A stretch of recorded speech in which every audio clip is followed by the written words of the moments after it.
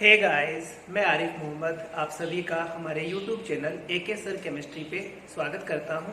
हमारा टॉपिक चल रहा है केमिकल काइनेटिक्स, रासायनिक बल गतिकी, जिसके अंतर्गत आज हम बात करेंगे कि टेम्परेचर का रासायनिक अभिक्रिया केमिकल रिएक्शन पे क्या प्रभाव पड़ता है। यानी today's our topic, first topic is effect of temperature on rate of reaction. ठीक है, देखिए मोस्टली मैं बात करूँ, मोस्टली जब भी हम कोई रिएक्शन हो रही है और उसमें जब अपन टेम्परेचर को इंक्रीज करते हैं, बढ़ाते हैं, तो रेट ऑफ रिएक्शन बढ़ जाता है।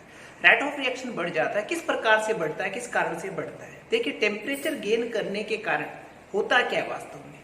बात करें, अपन किसी भी रिएक्शन के लिए रेट लॉ लिखते हैं और उस रेट लॉ में अपन पुट करते हैं रेट कांस्टेंट।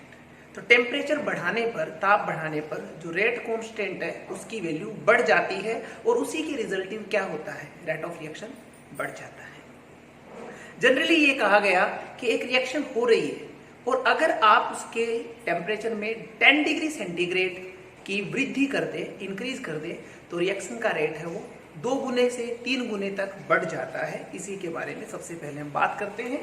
देखिए एक रिएक्शन हो रही है, मान लीजिए 3 डिग्री सेंटीग्रेड पर इस रिएक्शन के लिए जो रेट कांस्टेंट है उसको अपन KT बोलते हैं और 10 डिग्री सेंटीग्रेड के पश्चात टेम्परेचर को हम कहते हैं T प्लस 10 डिग्री सेंटीग्रेड और यहाँ पे रेट कांस्टेंट को हम बोल दें KT प्लस 10। तो इसको अपन क्या बताएं। अब देखिए दो रेट कांस्टेंट है हमारे पास में, एक 10 डिग्री पश्चात का और एक जो मूल था हमारा 10 डिग्री पहले का। तो इन दोनों का रेशियो अगर अपन ले, यानी KT प्लस 10 एंड KT, तो इन दोनों का रेशियो लगभग 2 to 3। इसकी वैल्यू क्या होगी, 2 से 3 के लगभग होगी। इसी के लिए एक टर्म काम में ली जाती है, इसे क्या कहते हैं, इसे कहते हैं टेम्परेचर। इसे कहते हैं टेम्परेचर कोफिशिएंट। कोफिशिएंट या इसी को क्या कहा जाता है, ताप गुणांक। टेम्परेचर कोफिशिएंट या ताप गुणांक इसे कहा जाता है। यानी 10 डिग्री सेंटीग्रेड का इंटरवल, 10 डिग्री बढ़ा देने पर जो रेट ऑफ रिएक्शन है या में जो रेट कांस्टेंट की वैल्यू है वो 2 से 3 तक बढ़ जाती है अप्रोक्सीमेटली। तो this is the approx depending, हम इसे क्या बोल सकते हैं, अप्रोक्स डिपेंडिंग, लगभग जो ताप पर निर्भरता है उसको अपन यहाँ पे रेट कोफिशिएंट से शो कर सकते हैं। तो इसे क्या नाम दिया गया, ताप गुणांक। 10 डिग्री सेंटीग्रेड जो टेम्परेचर इंटरवल है उसके मध्य का, उसके बीच का जो रेशियो होता है उसी को टेम्परेचर कोफिशिएंट या ताप गुणांक कहा जाता है। जनरली क्या लिया जाता है, जो बिगिन टेम्परेचर 25 डिग्री सेंटीग्रेड लिया जाता है और 25 में जब अपन 10 डिग्री सेंटीग्रेड ऐड कर देते हैं तो 35, यानी 25 डिग्री और 35 डिग्री सेंटीग्रेड पर जो रेट कांस्टेंट का रेशियो होता है उसी को रेट टेम्परेचर कोफिशिएंट या ताप गुणांक कहते हैं। एक जनरल बात कही गई है, आवश्यक नहीं है 25 35 ले, कम ज्यादा भी लिया जा सकता है। अपने कॉन्सेप्ट को एक एग्जांपल के द्वारा समझने की कोशिश करते हैं। एक एग्जांपल है अ पर्टिकुलर रिएक्शन, किसी एक विशिष्ट अभिक्रिया के लिए जो टेम्परेचर कोफिशिएंट है, ताप गुणांक है, इसकी वैल्यू 2 है। यदि 20 डिग्री सेंटीग्रेड पर रेट ऑफ रिएक्शन x हो तो 80 डिग्री पर रेट ऑफ रिएक्शन क्या होगा, उसे अपन यहाँ पे समझने का प्रयास करते हैं। तो यहाँ पे जो ताप गुणांक है, टेम्परेचर कोफिशिएंट है, उसकी वैल्यू यहाँ पे कितनी बता दी गई है, 2 बता दी गई है। 20 डिग्री सेंटीग्रेड, देखिए 20 डिग्री सेंटीग्रेड पर यहाँ पे ही रेट बोल रहा है x। 20 डिग्री पे क्या बोल रहा है, x बोल रहा है, ये हमने x बता दिया। फिर 10 डिग्री सेंटीग्रेड गेन करेंगे 30 डिग्री सेंटीग्रेड। 30 डिग्री सेंटीग्रेड पे क्या हो जाएगा, x का 2x डबल हो जाएगा। 40 डिग्री सेंटीग्रेड पे 2x का डबल 4x। 50 डिग्री सेंटीग्रेड पे 4x का डबल 8x। 60 डिग्री सेंटीग्रेड पे 8x का डबल 16x 70 डिग्री सेंटीग्रेड पे 16 का डबल क्या हो जाएगा 32x एंड 80 डिग्री सेंटीग्रेड पे क्या हो जाएगा 64x, यानी यहाँ पे 80 डिग्री सेंटीग्रेड पे जो रेट ऑफ रिएक्शन है वो क्या होगा 64x। ये हम कहां से मिला, हमने कहा था 10 डिग्री सेंटीग्रेड टेम्परेचर इंक्रीज करने पर तो रेट ऑफ रिएक्शन है वो डबल हो जाता है। तो यहाँ पे हम देख रहे हैं 20 डिग्री के ऊपर अगर x था तो 80 डिग्री पे क्या आ जाएगा 64x, जो कि यहाँ पे अपन समझने की कोशिश करते हैं। तो ये थोड़ा सा ध्यान में रखिएगा कि टेम्परेचर कोफिशिएंट क्या होता है। 10 डिग्री सेंटीग्रेड इंटरवल में दो रेट कांस्टेंटों का रेशियो टेम्परेचर कोफिशिएंट कहलाता है और ईच 10 डिग्री सेंटीग्रेड पर किसी भी रिएक्शन का जो टेम्परेचर है वो डबल होता जाता है। यहाँ पे अपने को मेंशन करा है कि रेट कोफिशिएंट की वैल्यू 2 है, तो उसी के रिस्पेक्ट में यहाँ पे अपन ने डिटरमाइन करा तो अपने को 80 डिग्री सेंटीग्रेड पे रेट कांस्टेंट की वैल्यू क्या मिल जाती है 64x मिल जाती है। That is the approximate. देखिए अप्रोक्सीमेट 2 से 3 के बीच होती है, इसलिए यहाँ पे अप्रोक्सीमेट डिपेंडिंग की हम बात करते हैं। अभी तक हमने अप्रोक्सीमेट डिपेंडेंस की बात करी थी कि टेम्परेचर पे अप्रोक्सीमेटली किस प्रकार से डिपेंड करता है। अब हम बात करेंगे कि एक्यूरेट टेम्परेचर पे किस प्रकार से डिपेंड करता है, और इसी एक्यूरेट डिपेंडेंस के लिए एक महत्वपूर्ण जो इक्वेशन है, इंपॉर्टेंट इक्वेशन की हम बात करते हैं, दैट इज अरेनियस इक्वेशन। क्या है अरेनियस इक्वेशन, बात करते हैं।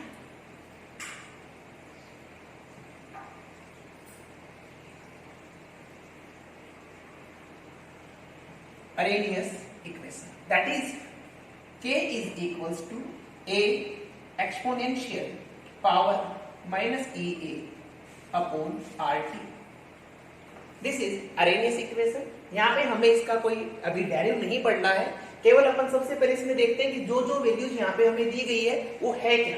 First of all k is the rate constant, rate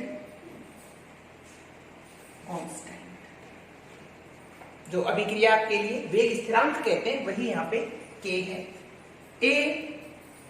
a को भिन्न भिन्न नाम दिए हुए हैं, इसे अरेनियस कांस्टेंट,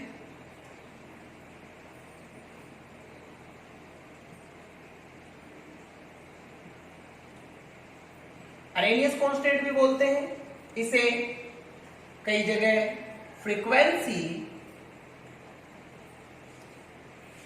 कांस्टेंट,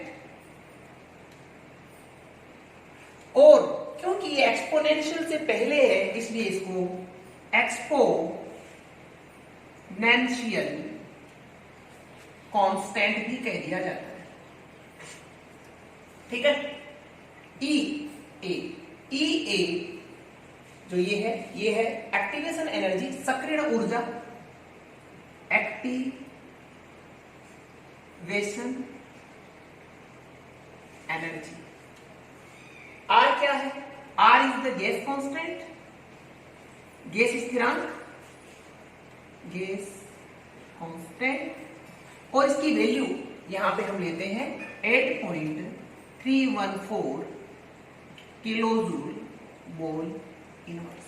यहाँ पे एक चीज का ध्यान रखिए कि जो R है गैस कांस्टेंट, उसकी वैल्यू आपने 0.082 जो एटमॉस्फेयर फॉर्म में दी जाती है वो नहीं लेनी है, क्योंकि वो कहाँ पे यूज करते हैं, जहां पे प्रेशर की बात की जा रही हो, दाब की बात की जा रही हो। यहाँ पे किसकी बात कर रहे हैं, एनर्जी की बात कर रहे हैं, तो एनर्जी है तो यहाँ पे जूल फॉर्म में इसको हम देंगे। T क्या है, नॉन टर्म टेम्परेचर, T क्या है टेम्परेचर, और इसको किसमें डिटरमाइन करते हैं, केल्विन में। ठीक है। तो ये अरेनियस इक्वेशन जो आपको यहाँ पे शो करी है, k इज इक्वल्स टू ए ई की पावर माइनस ए अपॉन आर टी, उसमें भिन्न भिन्न जो यहाँ पे ये पद दिए हुए हैं, इनकी जो फुल क्या है, इनके k what is k is the rate constant, a Arrhenius constant, frequency constant, exponential constant, e exponential, e a सक्रिय ऊर्जा, एक्टिवेशन एनर्जी, r है गैस कांस्टेंट और e है टेम्परेचर। ये इक्वेशन तो हमारे पास आ गई। अब हम थोड़ा सा फ्लैशबैक जाते हैं कि इक्वेशन आई कहां से थी। यहां हम सबसे पहले बात करते हैं कोलिजन थ्योरी की संगत सिद्धांत। ये सिद्धांत क्या कहता है, ये सिद्धांत हमें कह रहा है कि जब कोई रिएक्टेंट प्रोडक्ट में कन्वर्ट होता है तब रिएक्टेंट के अणुओं के मध्य कोलाइड होता है, कॉलिजन होता है, टक्कर होती है और उसी टक्कर के रिजल्टिव प्रोडक्ट का निर्माण होता है। परंतु प्रोडक्ट कब बनता है? जब रिएक्टेंट के मॉलिक्यूल्स के मध्य होने वाली टक्कर प्रभावी हो। प्रोडक्ट फॉर्म तभी होगा जब रिएक्टेंट के जो अणुओं के मध्य जो कोलिजन होने वाला है वह इफेक्टिव हो। अब ये इफेक्टिव नॉन इफेक्टिव टर्म्स क्या होती है उसके बारे में थोड़ा सा मैं बता दूं, फिर यहां डिस्कस करते हैं। देखिए, रिएक्टेंट के अणु आपस में टकरा के यदि प्रोडक्ट बन गया तो इस कोलिजन को कहेंगे इफेक्टिव कोलिजन, प्रभावी संघट। यदि रिएक्टेंट के अणु टकराए परंतु प्रोडक्ट में कन्वर्ट नहीं हुए तो इसे कहेंगे नॉन इफेक्टिव कोलिजन, अप्रभावी संघट। इसी के बारे में हम बात करते हैं। तो जिस टक्कर से प्रोडक्ट का निर्माण होता है उसे कहते हैं प्रभावी टक्कर, प्रभावी संघट, effective collision. Effective collision, reactant के अणुओं के बीच में इफेक्टिव कोलिजन होने के लिए रिएक्टेंट के मॉलिक्यूल्स को दो बैरियर से गुजरना पड़ता है। दो बैरियर का मतलब अवरोध, दो अवरोधों से गुजरना होता है। वे दो अवरोध या रुकावटें कौन कौन सी है? फर्स्ट जो बैरियर है वह है ओरिएंटेशन बैरियर, अभिविन्यास का अवरोध, और दूसरा है एनर्जी बैरियर, ऊर्जा अवरोध। सबसे पहले बात हम करते हैं ओरिएंटेशन बैरियर। देखिए, जब दो रिएक्टेंट के अणुओं के बीच टक्कर होती है तो वो टक्कर इफेक्टिव कब होगी कि वे एक उचित अभिविन्यास में, एक उचित ओरिएंटेशन में टक्कर करे, तभी उस टक्कर से प्रोडक्ट का निर्माण होगा। समझने के लिए मान लीजिए यहां पे हमारे पास में दो अणु है, इस अणु को P कह दें, इसे Q कह दें। एक अभिकारक का अणु, ये भी P और Q, ठीक है। फर्स्ट ओरिएंटेशन यहां पे शो कर दिया। सेकंड ओरिएंटेशन P और Q, P और Q। समझने के लिए एग्जांपल ले लेते हैं अपन। सेकंड टाइप का orientation, first, second, then third. Third में क्या करें?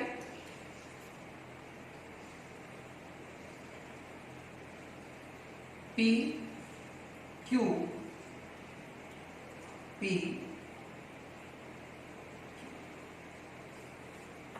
ये इस प्रकार के तीन एग्जांपल हमने यहां पे लिए। फर्स्ट देखिए, जब एक रिएक्टेंट का मॉलिक्यूल दूसरा मॉलिक्यूल, इन अणुओं के बीच जब टक्कर होगी, जब ये आपस में टकराएंगे तो ये PP आपस में टक्कर करेगा, QQ आपस में टक्कर करेगा। तो इस टक्कर को आप इमेजिन करिए कि इस टक्कर के होने पर एक परफेक्ट विन्यास में ये है, इसलिए यहां पर प्रोडक्ट का निर्माण हो जाएगा इस प्रकार से। यहाँ पे प्रोडक्ट बन जाएगा। क्यों? क्योंकि इनका ओरिएंटेशन इस कोलिजन के लिए, इस संघट के लिए परफेक्ट है। यहाँ पे देखिए, ये टक्कर होगी तो एक P इस Q से टकरा जाएगा, पर क्या ये P इस Q से टकराएगा? नहीं टकराएगा। तो ये यहाँ पे परफेक्ट ओरिएंटेशन नहीं है। इसी प्रकार से इस विन्यास में देखिए, ये दोनों अणु जब आपस में टकराएंगे तो क्या एक परफेक्ट कोलिजन, एक इफेक्टिव कोलिजन हो पाएगा? नहीं हो पाएगा। तो प्रोडक्ट में कन्वर्ट नहीं होगा। इसे कुछ इस प्रकार से समझते हैं कि हम हमारे डेली लाइफ स्टाइल में कितने लोगों से मिलते हैं? क्या जितने लोगों से मिलते हैं सारे हमारे करीबी दोस्त होते हैं, हमारे करीबी मित्र होते हैं? नहीं होते हैं। परंतु उनमें से कुछ जिनके साथ में हमारी ट्यूनिंग बैठ जाती है, हमारे विचार मिल जाते हैं, तो वो हमारे अच्छे मित्र बन जाते हैं। परंतु ऐसा तो नहीं है कि पूरे दिन में जितने लोग हमसे मिलते हैं वो सारे के सारे हमारे फ्रेंड्स बन जाते हैं, है ना। तो जिनसे हमारा विचार मिलता है, यानी जिन, यहाँ पे समझने की कोशिश करिए, जहां पे इफेक्टिव कोलिजन होगा, जिनके साथ हमारे विचार मिल रहे हैं, वही हमारे फ्रेंड बन जाते हैं। तो ठीक है, सारे की सारी टक्करें प्रभावी नहीं होगी। केवल वही टक्करें जिनसे प्रोडक्ट बन जाता है, जिनका उचित अभिविन्यास होता है, वे ही टक्करें इफेक्टिव कोलिजन या प्रभावी संघट कहलाती है, जिनके फलस्वरूप रिजल्ट जो प्रोडक्ट है वो फॉर्म हो जाता है। दूसरा अवरोध है ऊर्जा अवरोध, एनर्जी बैरियर। इसे हम समझने की कोशिश करते हैं। यहाँ पे दो एक्सिस लिए हमने, एक्स एक्सिस और वाई एक्सिस। एक्स एक्सिस पे अपन रिएक्शन कोऑर्डिनेट, जो विक्रिया की प्रोन्नति है, वो शो कर दी, और वाई एक्सिस पे हमने एनर्जी ले लिया। एक सिंपल रिएक्शन है जिसमें रिएक्टेंट प्रोडक्ट में कन्वर्ट हो रहा है। रिएक्टेंट की जो यहाँ पे इतनी ऊर्जा है ये सभी अभिकारक के अणुओं के पास होती है, और ये क्या है, एवरेज काइनेटिक एनर्जी, अभिकारक की औसत गतिज ऊर्जा। ये वाली अभिकारक की औसत गतिज ऊर्जा, ठीक है। इतनी एनर्जी रिएक्टेंट के सभी अणुओं के पास है, ये प्रोडक्ट की एनर्जी। अब देखिए रिएक्टेंट को प्रोडक्ट बनाना, परंतु रिएक्टेंट प्रोडक्ट्स की तरफ इधर सीधा नहीं जा सकता है। बीच में आप देख सकते हो बहुत बड़ी चढ़ाई है जिसे हम ऊर्जा अवरोध कह रहे हैं।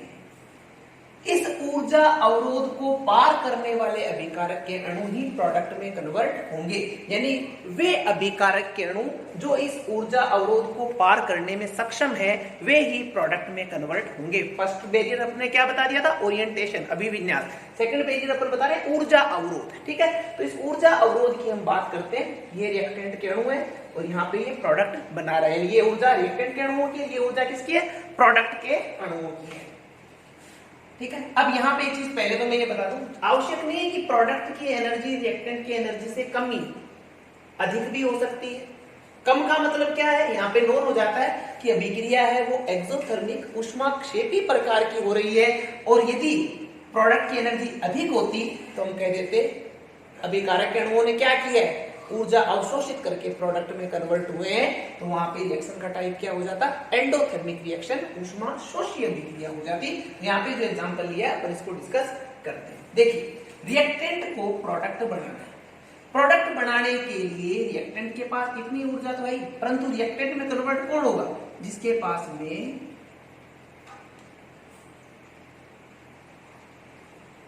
इतनी ऊर्जा और, ठीक है।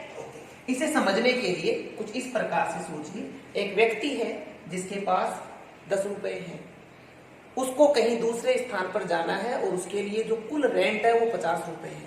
10 रुपए तो इसके पास में है, परंतु इसको चाहिए कितने, 50, तो कम कितने पड़ रहे हैं, 40। वो 40 रुपए अगर और इसके पास होंगे तो ही ये व्यक्ति अपने गंतव्य स्थान तक पहुंच सकता है, अदरवाइज नहीं पहुंच सकता है। तो 40 रुपए का ये क्या करेगा, जुगाड़ करेगा, इधर उधर से अरेंज करेगा। उसी प्रकार से मान लो ये रिएक्टेंट के अणु है, इनके पास में एनर्जी है 10 जूल, और यहाँ पे जो एनर्जी की वैल्यू वो है 50 जूल। तो जिन रिएक्टेंट के पास ये 40 जूल एनर्जी और होगी वो तो प्रोडक्ट में कन्वर्ट हो जाएंगे, अदर नहीं होंगे। तो ये जो 40 जूल हम वैल्यू बता रहे हैं, व्यक्ति के पास चाहिए थे 50 रुपए है, 10 रुपए कम कितने पड़ रहे हैं, 40 रुपए। तो वही 40 रुपए, या मैं इसकी रेस्पेक्ट में कहूं यही 40 जूल एनर्जी इस अभिक्रिया के लिए क्या होगी, सक्रियण ऊर्जा, एक्टिवेशन एनर्जी, ठीक है। तो एक नई टर्म मिली यहां पे, सक्रियण ऊर्जा, एक्टिवेशन एनर्जी क्या होती है। अभिकारक के अणुओं के पास वह अतिरिक्त ऊर्जा, जो कौन सी ऊर्जा, अतिरिक्त ऊर्जा, एक्स्ट्रा, जो अभिकारक के उत्पाद में बदलने के लिए आवश्यक हो, एक्टिवेशन एनर्जी, सक्रियण ऊर्जा कहलाती है, जो कि अपन ने यहां पे शो किया है, ठीक है। अब देखिए इन अभिकारक के अणुओं के पास कुल ऊर्जा कितनी होगी।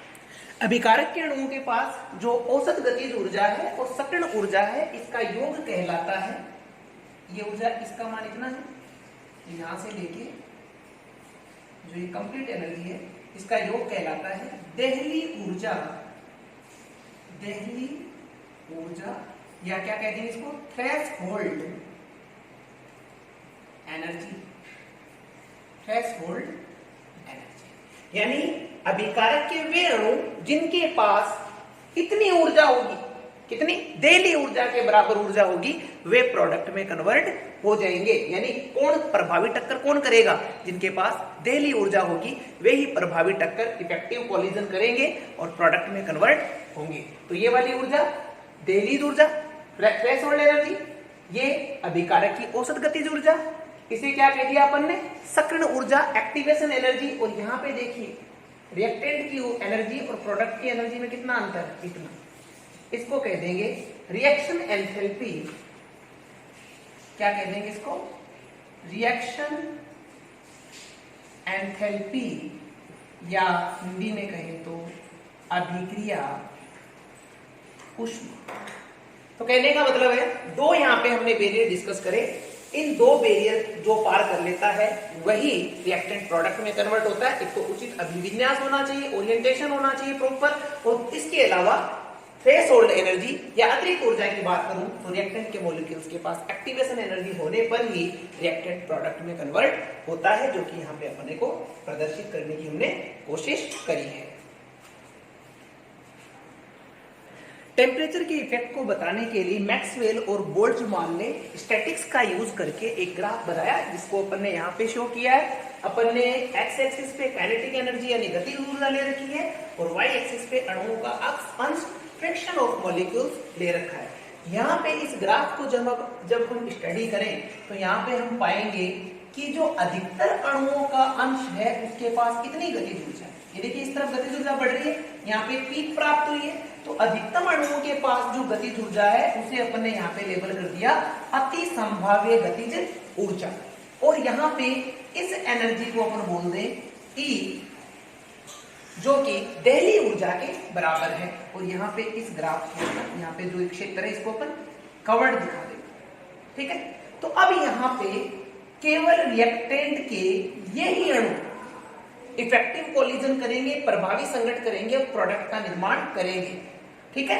तो केवल ये वाले अणु यहाँ पे जो इफेक्टिव कोलिजन कर रहे हैं और प्रोडक्ट बना रहे हैं, ठीक है। आगे हम इसके बारे में बात करेंगे।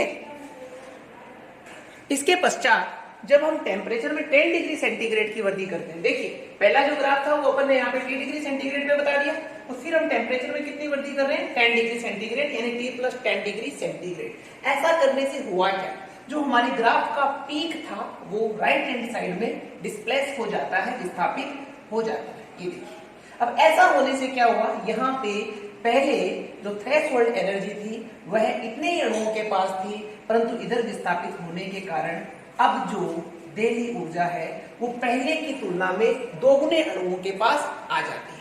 अब देखिए इसे कुछ इस प्रकार से समझते हैं, इन अणुओं के अंश को बोल दें हम E की पावर -EA/RT। जिनके पास दहली ऊर्जा है उनको दहली ऊर्जा किनके पास होगी, जिनके पास एक्टिवेशन एनर्जी होगी, तो उन अणुओं के अंश को बोल दिया अपन ने E की पावर -EA/RT, ठीक है। अब जब टेम्परेचर बढ़ाएंगे तो रेट ऑफ रिएक्शन क्या होगा, बढ़ेगा। कौन बढ़ाएंगे, यही तो बढ़ाएंगे, यानी हम लिख सकते हैं rate is proportional to E की पावर -EA/RT।